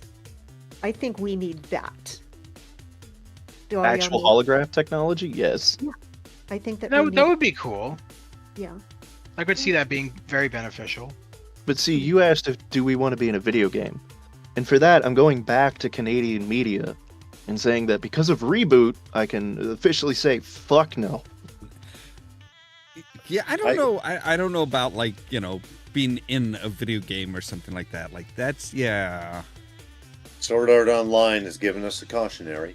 Well, no, I mean, like, it Oh, sounds cool, but then you Jesus, think, don't get me what do people started on- play? Imagine you could go in a video game, but then you end up in, like, Baldur's Gate. Did you know? I think I brought this up before, Rasclin. I'm not entirely sure if I brought it up with you guys or my friends, but did you know that Oculus used to own the VR tech, like the Quest 2 and all that shit, and then they sold to Meta. But did you know that the original creator, like the guy who created the Quest 2, designed a VR headset off of Sword Art Online, which kills you if you die in a game? It actually, no, you can look this up. They have photos of the damn thing. He like literally made this. He made it so that there's like when you put it on, there's dynamites that are like placed right in front of your forehead, and when you die in the game, they activate and they shoot out right into your head and blow your head off. Like Sonic. Okay, and are Sword you- Art Online, it was a you neural insane? impulse or something. No. I was gonna say, I mean, why it's not couldn't you the just same- go with the taser route? I'm not saying it's the same route, but he said he heavily based this Death VR headset off of Sword Art Online. Hmm. And I'm just like, well, what's the point of this? You can't sell it because it'd be illegal. He's like, no, I just made it for myself. I'm like, okay, so kill yourself. Like, what the hell's your problem? Yeah. See, that would be the downside to something that really takes you into a video game. It's like, okay, what happens when your character dies? Also, not to mention all the unfortunate games that you could end up in. Think Here, of some of the shit you've streamed on this channel, and then now imagine actually being Leisure Suit Larry. Oh God, no. Well, having all the STDs in the world, I'm good. Having that much bad luck, damn. Yeah. Olaf, I would think of your Dwarven Hunter in WoW initially, because you could just live I'm gonna- in Ironforge. I'm gonna send a photo of this VR headset to the general chat once I find it here. Okay, so now I gotta have a debate with Rasclin. If we could go in video games, would it be worth it to be our Warrior of Light? Considering I own a mansion in game and run a club, yes. Okay, and I'm an 8-foot tall, amazingly jacked woman who I love, but at the same time, we're also getting orders from the goddamn planet and have to solve everybody's problems. I'm already compelled. Also, I'm an omnicrafter. This is true. I would be able to make my own clothes at least. My kind has been replaced by a puppy. Hi, Fang. Fang. Fang, turn around. Fang, do you want me to olive? Hey, Nope. little guy. No. It is destroy the chair time. I was gonna say. I sent a photo of the Death VR headset into the general chat so you can see what it looks like. But as you can see, there's the dynamite that he's added to it, and it just injects straight. 3 of them inject straight into your skull if you die in the game. I'm just like, you're crazy. I don't know what's wrong with you. You know what? Here's the other problem with ending up in the game. Do you end up as your character, or do you end up as a random character? Or worse yet, do you wind up being an NPC? Well, that's what I'm saying. Is it like in mine and Rast's case? If we go into 14, there's a chance we end up as Hildebrand. So we're invincible. Yeah, but we're always getting the shit kicked out of us. We're We're also too the most stupid to care. dumb person in the world. Actually, he has his weird moments where he's suddenly brilliant, and that's what's terrifying about Hildebrand. Yeah. I'd But, rather be yeah, Godbert, I'd to be- be honest. I'd be okay with being Hildebrand. I'd be okay with... There are some characters I'm fine with being, and there are some characters I'm like, kill me now. You mean like basically any Lala? There are Lala I can tolerate, like the Crown Prince. Okay, Pippin. Yeah, Pippin is awesome. Pippin is a goddamn owl. And Nanamo. I'll give you Nanamo. Okay. I was gonna. This article is really short. I was just gonna quickly read it to you guys, if you guys are down for hearing this craziness. Sure, why not? All right. So it starts out. This is on Forbes.com. So I mean, multiple websites covered the headset. This is quite a few years ago. This came out in 2022 when he was working on it. No, this is not a headline that reflects Mark Zuckerberg fully losing his mind to his pursuit of the metaverse. Rather, we are talking about Palmer Luckey, the original founder of Oculus VR, who sold his company to Facebook and has been mainly working on national defense tech ever since his departure. While he's had nothing to do with Zuckerberg's flailing metaverse ambitions as of late, that does not mean he isn't still doing weird shit, and in this case, truly insane things with VR all the same. Luckey has now made a custom VR headset that he claims will kill a player if they die in a video game. Like literally, it will kill you. Describing the headset in his blog, Luckey details how he says he made a Sword Art Online style you die in the game, you die in real life headset. In that series, players are trapped in a giant immersive VR combat sim where if they die in the game, it will kill them for real, given they are laced into nerve gear tech, and they must figure out a way to win or escape. Luckey's version of this concept is a VR headset that is laced with charges that will explode, destroying the brain of the user if they trigger an appropriate game over screen. Luckey laments that he's only halfway to designing true nerve gear, the Sword Art Online tech. The good news is that we are halfway to making a true nerve gear, he said. The bad news is that so far I have only figured out the half that kills you. The perfect VR half of the equation is still many years out. It sounds like he thought he was making Sword Online, but he accidentally created Saw. He's just weird. I don't know. I don't know why you wake up one morning and say, you know what I want to do today? I want to make a VR headset that kills everybody. It's basically, there's an old, not old, it was within the last 2 decades, bit of Spider-Man fighting Sauron in Marvel Comics. And Spider-Man looks at Sauron as they're fighting and goes, you can rewrite DNA on the fly? But with that tech, you could cure cancer. And Sauron looks like a pterodactyl and just looks at him and says, but I don't want to cure cancer. I want to turn people into dinosaurs. Yeah. That's the mindset we're looking at. Of course, we're also Basically. talking Peter Parker, who was faced with an omniscient god who was spying on him all the time. Was like, you know what? I'm just going to think of my own ass 24/7. Have fun with that. Okay, Peter Parker is torture porn for comics fans. I mean, they literally made that canon. Yeah. For those of you not in the know, they recently made Peter part of the web of existence. He is literally a god. Unfortunately, his entire point is that he has to suffer to keep the web going. Eddie Brock, on the other hand, gets to be a god that is outside time and space and gets to create himself every few thousand years. Why? Because Eddie actually had the sense to stay with Venom. That's about right. Also, I'm mad that they gave us the perfect Peter Parker Venom assimilation finally, and then we only got it for like 2 pages.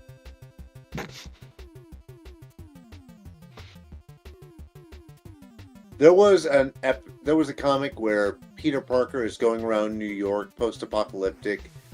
It's a zombie plague, but instead of we eat your brains, it's everyone falling apart slowly, and Peter is going around taping people up every day. One day he finally finds Venom, and he's saying, look, Eddie, I just want to help. And Venom goes, Eddie's not here. And the symbiote slowly pulls back and reveals Eddie's corpse, and Venom just goes, I tried to keep him alive, Peter. I tried to keep him alive as long as I could. And Peter just goes, okay, I'm sorry. How about you come with me? I'm finally willing to accept you. And the symbiote kills itself rather than be insulted by Peter's pity. Sounds about right. The only thing that has been more sick and twisted in comics lately is Guy Gardner in Green Garden, in the DC Vampires plot, suddenly becoming actually badass. I mean, I think Peter Parker lifting Kingpin up by his own flesh was kind of awesome. You mean in the prison fight? Yep. Oh gods, yes. But Guy Gardner, he got torn in half by Vampire Wonder Woman. And the first thing he does is instinctively use his lantern to recreate all his organs. So someone asks him and says, what am I doing? I'm surviving. And he partially disrobes, and you see his ring is literally recreating. Do you know how all your organs work? I know every last one. I can tell you what the pancreas does. I can tell you what, and you see one of his organs is literally a hamster running in a wheel. He says, I make them all work so much better now. I don't even need to sleep. I produce serotonin all the time. I'm the perfect little boy. And this look on his face is just like, holy shit, you made him pathetic and badass all at the same time. I mean, wasn't Guy the one that had the habit of creating a diner just so he could go and brood? Or was that Kyle? I think that might have been Kyle. I'm trying to remember, but he doesn't have the bowl haircut by that point anymore. He's actually got something looking appropriately post-apocalyptic and a beard. I mean, to be fair, that's just what DC does. They like to torture their heroes. They do. Oh, poor Jason Todd. I mean, Jason's got the least of it anymore, because Jason's just kind of accepted his place. Yeah.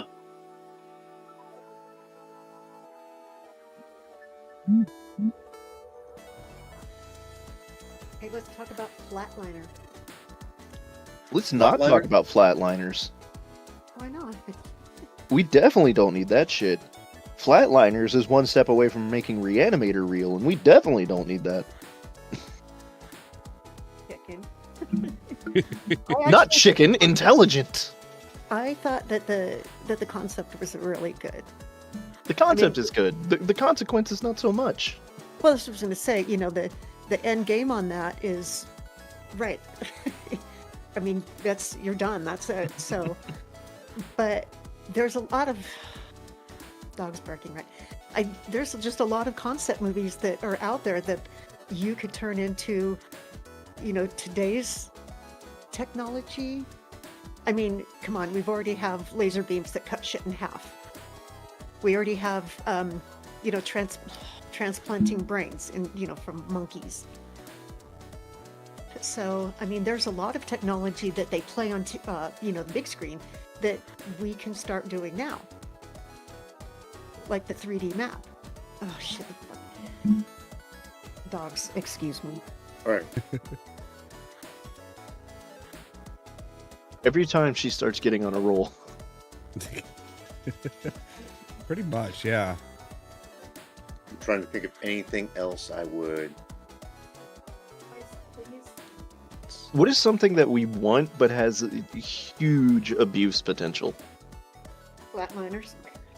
Okay. I mean, yeah, that. Flatliners, the holodeck, the Force. Like you could make an The argument for aforementioned something else. phylacteries. So that gave me an interesting quandary while I was thinking of it. If you could have actual immortality, including the invulnerability, would it be worth it? You'd be insane in 200 years. I don't think it'd even take me 200 years, because think of it. If you have true immortality, you don't need food, you don't need to work, you don't need income, you don't need sleep. So what the hell are you doing with your life? You still need food. You still need sleep. I mean, just because you're immortal doesn't mean that you're invulnerable to all of this shit. True. No. There are I characters who specifically are. said with the invulnerability. Like in Highlander, whenever they would starve to death, they would wake back up after having starved to death. Yeah, I was about to say Highlander immortality would be interesting, Yes. because that was one of the least abusable forms of immortality ever. Okay, what about the Sandman? That character that is like, he wants Hob? immortality. He asks the Sandman, he just make me immortal. That was his wish. Yep. And Hob. like 200 years later, I mean, he was eating, he was drinking, he went from super rich to destitute, back to super rich again, because he was still living his life. He wasn't just like immortal, I'm going to sit around and be immortal. He was still living this life, but he had the immortality to go with it. And so he was still living this immortality, but, suffering all the consequences for it. He never died, but he still had to eat. Hob is one of my favorite characters, because he's what I'd like to think people would actually do if they were given true immortality. Because, I don't need it, but damn it, it's fun. But I mean, we're talking humans. There's going to be at least one person who's like, well, I don't need any of this. What do I do with my life? Vandal Savage. For those of you who don't know the character, he's DC. He is a caveman who became immortal and has been manipulating people for years. He's basically Ra's al Ghul in some ways. That would be a cruel joke to play on someone, wouldn't it? Find the emo kid that really does just want everything to end, and then give them the immortality. Okay, so on the immortality line, what about the time machine?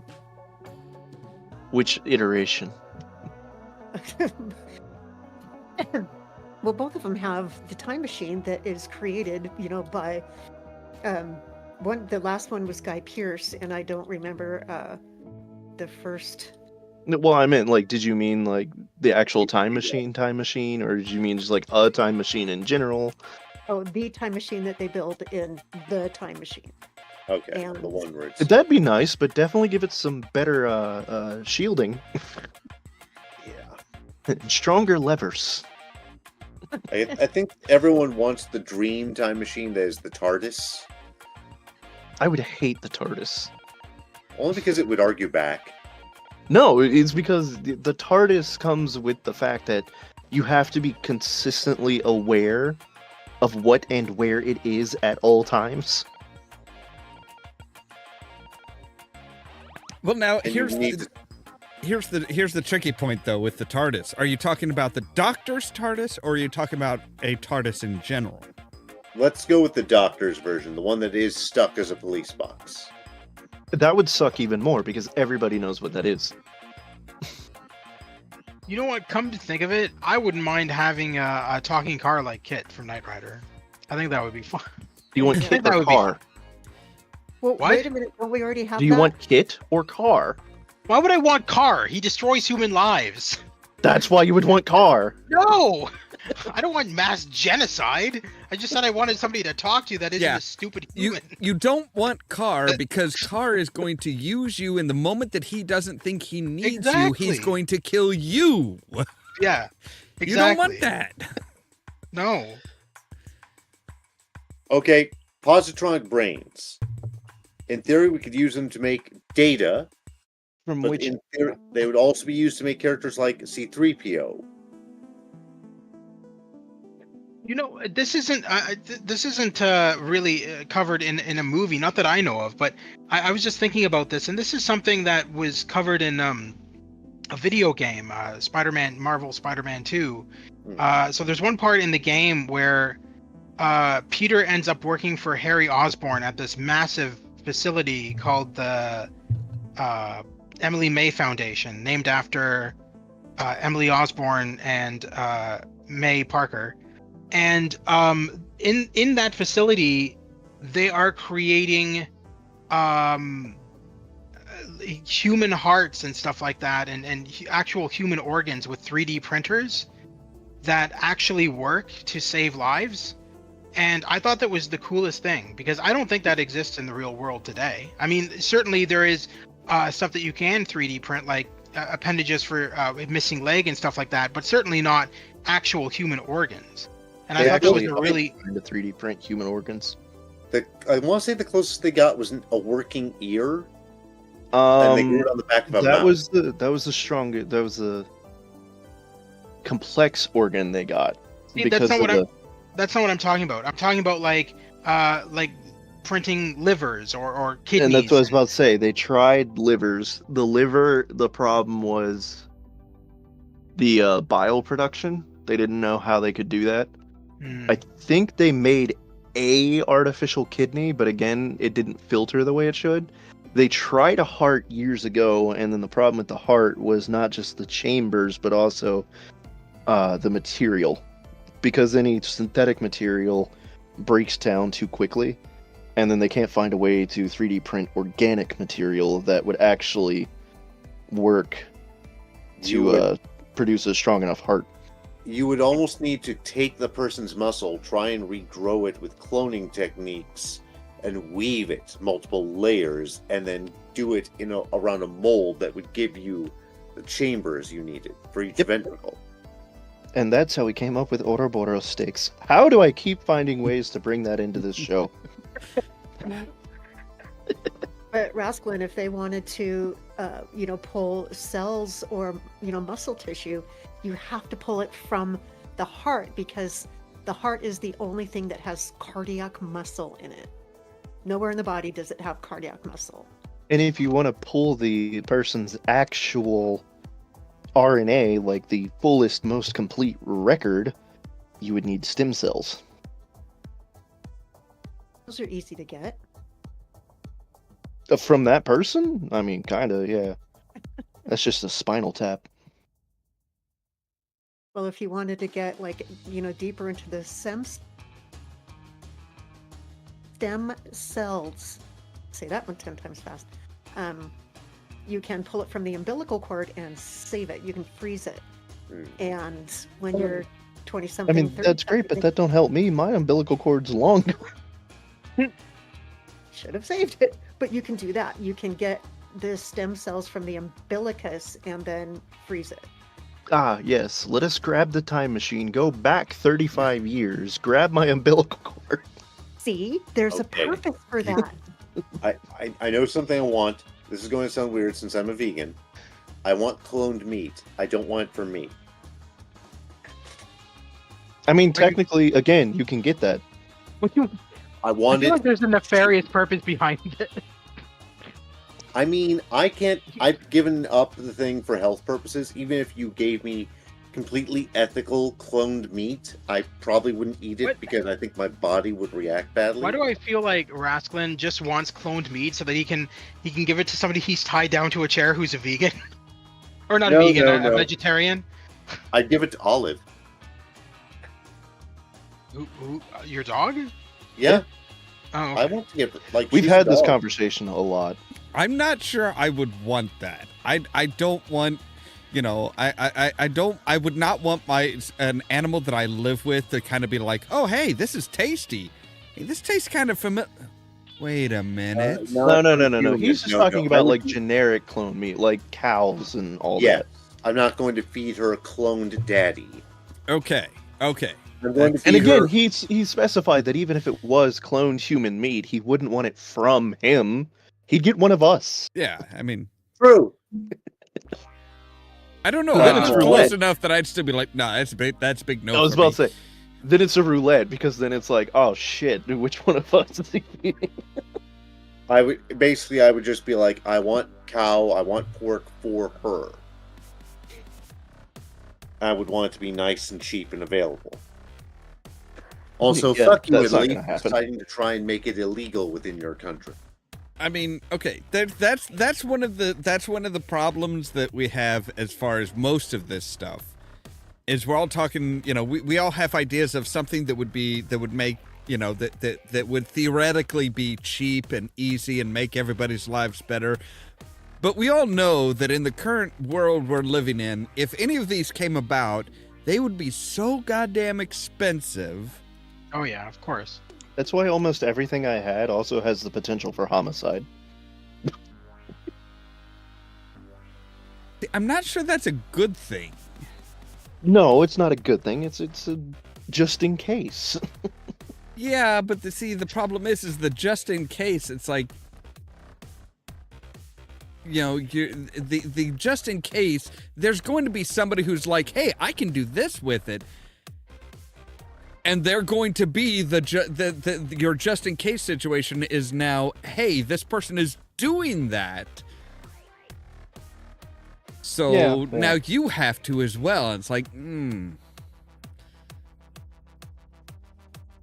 Yeah. I mean, we've mentioned, you know, healing and immortality and all that so far, but we all know exactly how that would go. oh yeah. Okay, I think I Yeah, can do it's one real, thing. but only Trump and Musk and the Hollywood elite and the 1% of the wealthiest get it, and the rest of us can fuck off. Then that's the one thing we want. 24th century Star Trek economics. No, remember, that was the first thing I said when we introduced this topic. Let me go back to the Discord and pull it up. Yeah, we're applying it to this. We're taking that technology and applying it to this world. We're not saying, Yeah. hey, we have a utopia. Okay. And everybody is wrong about the 24th century Star Trek world. Yeah, remember that was based have on a money. lot of genocide. They have money. Everybody thinks that it's this utopia. Money doesn't exist. No, they have money. I knew that. Yeah. Well, Here it they is. covered that in one of the episodes anyway. I mean, because do you remember the episode Date is Day where he's learning how to dance from Crusher? And he ends up going to a barber shop on the Enterprise D, and then he ends up going to a gift shop afterwards because he's buying a gift for someone for their birthday. I can't remember who it was. Keiko but it and was O'Brien. yeah, that's what I thought it was. Keiko, yeah. And wedding he buys something with actual money, at this gift shop. So I already knew that they had the But money. the thing is because- everybody misinterprets one line from one of the early episodes. There's like 20th century. There's like 3 people that are cryogenically frozen and sent into space, and they bring them back, and they're like, "Okay, well, how are my stocks doing?" And Picard says the pursuit of money, or the accumulation of money, is no longer a driving force in the world, and everybody takes that to mean that there is no money. And it's like, no, he's not saying there's no money. Yeah. He's saying that the accumulation of wealth is not a driving factor in the world anymore. Yeah. Because if there was no money, we'd never be able to make any deals with the Ferengi. True. But even so, yeah. that's still a better economic, more tenable situation in the 24th century than what we have here. You'd like to think so, but you never see you never see a civilian. You don't see civilians. You see somebody who is you see people who are in the government, where the government provides you with this stuff and provides you with money. And the few times we do see Federation civilians, they're always on a destitute planet that is getting their ass saved by the military. Counterpoint, the Cisco restaurant in New Orleans on Deep Space Nine. Okay. There's let's look at some of let's look at some of the people that are on Deep Space Nine that aren't well off, that are working themselves to the bone to be able to succeed. When I say on Deep Space Nine, I mean they're on the show. I understand. The restaurant's on. Yeah. But you're bringing up Deep Space Nine, and there are people that are destitute on that space station. Yes, which is owned by so it's not a utopia. But it's also not Federation, technically. It's Yeah, Federation President. owned No, at that it's- point. I don't think it Cisco's was put in not charge right, of it. Not right away. Well, not right away. It was still owned by the Cardassians for quite a few seasons. No, it was. It was owned by the Bajorans, then the Cardassians. That's it. That's it. Then I don't know if the Federation. I don't remember if the Federation quote unquote owned it. Did the Bajorans join the Federation? Not, because Cisco I don't warned think- them off. not right away. I don't think. That series was kind of all over the place. In the first couple of seasons, I don't even think they knew what they were doing with it, to be honest, because it kept on changing. I don't know. Like one moment, it was just kind of all over the place from what I remember. And Yeah, I remember Odo. I remember Odo hated Cisco in like the first episode. He's like, Federation. He's like so pissed off that Cisco's on board. But even like remember, the Cisco root Cafe or the Picard Vineyards, it's like you were talking about people who have a long whose family have a history of being in and serving serving in the government, and then retiring and starting businesses with the money that they saved by not having to buy their own food, not having to buy their own clothing, not having to buy their own teacups, and all of this stuff. So again, it's, you don't know what life is like outside of governmental service. There was a line in Star Trek 4 where Kirk is asked to help pay for pizza, and the woman he's talking to says, "What, you don't have money in the future?" And he goes, "No, we don't." But this also contradicts a line from the series. You're right. Spock takes Yeah. a hit for someone else and nearly dies. They patch him up, and Kirk immediately says, "Spock, do you have any idea what Starfleet has invested in you?" And Spock literally rattles off a number in dollars. Yeah. I mean, well, also he, flat out tells, he gives Scotty, I think, a bonus at one point because he did such a good job in one of the episodes. And it's like, yeah, they obviously have money. Yeah. It's just outside of, I mean, again, with Kirk saying, well, no, I don't have money. He is a lifelong Federation employee. He is everything that he has, everything that he gets is provided by the government. It's provided by the Federation. You know what I found funny, and this is kind of, well, not necessarily funny, I guess heartwarming more than anything. And this is kind of off topic and kind of not. So, Sierra Lofton had his own podcast on YouTube with the actor, what's his name? The actor who played Nog before he died. Yeah, and so they had their own podcast together, and Sierra was saying, and even now, he actually said, even more recently, he actually said that he has such a close relationship with Avery Brooks, who played Cisco. Like, that actor treats him like his actual son, and it goes to all of, like, so visits him at Christmas, everything. I'm like, dude, that is so crazy that they came so close on that show. Like, I realized that he was playing his father on the show, but I mean, like, to actually become a real life father figure for him that's awesome to me. Look at Will Wheaton. His real life parents were basically exploiting him, and so the cast of TNG I remember that became his family. Yeah, no, I remember that. I remember him saying that. Yeah. Side note: I recently introduced my dad to the Tabletop After Dark episode where they play Cards Against Humanity, which means I also introduced my dad to Cards Against Humanity. Well, I introduced my parents to Cards Against Humanity ages ago, and they're like, "What the hell's wrong with you?" I'm like, "Oh, you haven't even begun to scratch the surface." My parents, they know enough about me that they're like, we don't want to know anymore. So, but every Fair so often, point. some part of it does get their attention. That's funny. Did they at least like Cards Against Humanity? It was just my dad, and he did laugh even while he said it was horrible. That's horrible. That's horrible. Keep playing. Yeah. It's normally what happens when you're first introduced to it. And of course, this was also, when I say keep playing, it's keeping the play button, because again, it's Will Wheaton, Aisha Tyler, and two other comedians. You showed him the Will Wheaton. Okay, now I see. Yeah.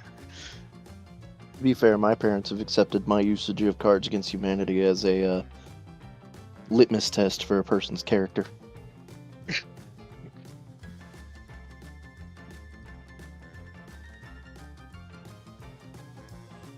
All right, I need to take a real quick break. Actually, we're coming up right on 2 hours. How are we feeling as a cohesive group, or semi-cohesive group? I'll just follow the crowd with whatever they choose. I have to go to work. Right now? I'm watching another live stream, so All right. Well, Sounds why don't like- I was gonna say well, I'm thinking, why don't we call it for tonight then? it sounds good. Sounds good, man. All right. So you guys want to say your good nights? I've got a knock-knock joke. Oh, Go with it. Knock-knock. Who's there? who's there? Dick 4. Dick 4? Who? Who's a Dick 4? Okay. All right. Always ending with a groan. Who's a dick for? Everyone. Thank you, everybody. Tippy bartenders. I'll be here all week. Now that my brain is sufficiently sorted out, I don't even know what I was gonna say. So, live streaming this week. Something, I don't know. I'll be live streaming something this week on my channel, likely a new game. But thank you everybody for tuning in tonight, and hope to see you again next week.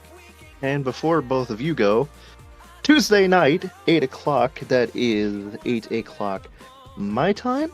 Or did we agree on 8 o'clock Central Time, Rask? What is your time zone? I think I'm we said EST. I think we so said you're 8 the same o'clock. time zone. 8 o'clock Central. Central. So, 8 o'clock Central, Oh. 9 o'clock EST. On Tuesday, we will be playing Leverage the Tabletop RPG over on Den of the Bullfox. And of course, Nightkind and gamers are welcome to come if they choose to. Mhm. And I believe Gas still needs to get with Julia and create a character. And I'll let you Nightkind guys know makes when that goes through. Yeah, because I need to know so I can finish up the overlay for that. I've Yeah. got a question. If I were to come to some of those, I've got friends who are really into tabletop games. Can I bring them along too, or is this just a group thing?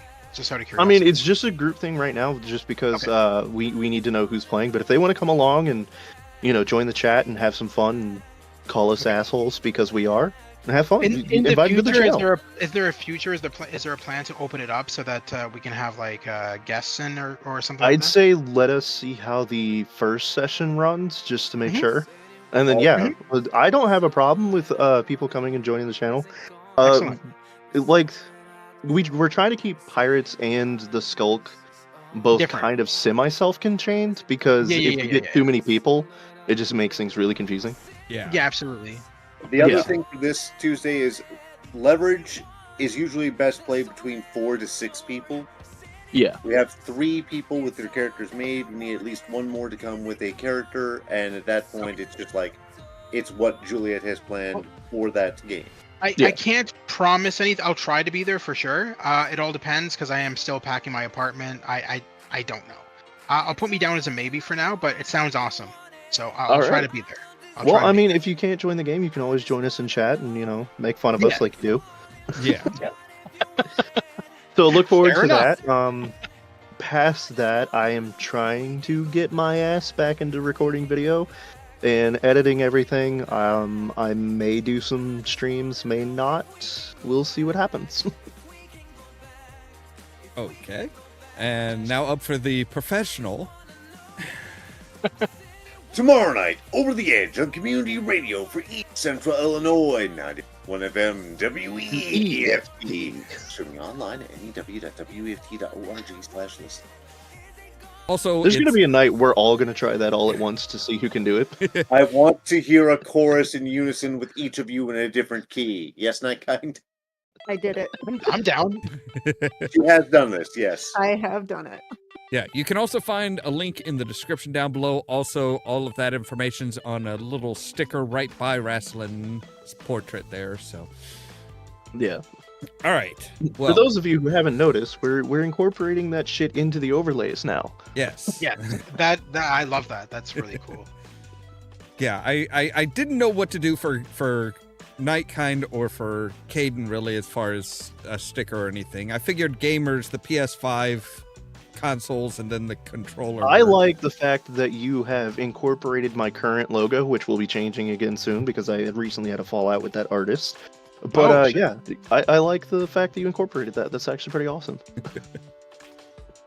Well, that was the test to see if I could put something in the corners for doing like the Gothic style framing and with all the fancy stuff without having to just like outright model it myself, because that's. I mean, it actually looks organic. It looks like the frame was carved into it. I like it.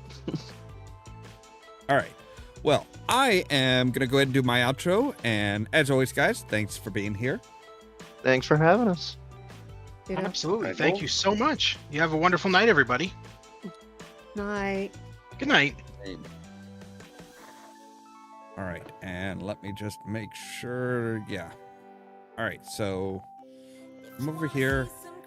And of course, my camera isn't going to show up because I jumped the gun on it a little bit. And I've still got all the stuff up for Hogwarts Legacy, so. Of course. There we go. As always, thank you guys very much for watching. If you like the video, don't forget to hit the like button. If you're new here, don't forget to prod the subscribe button.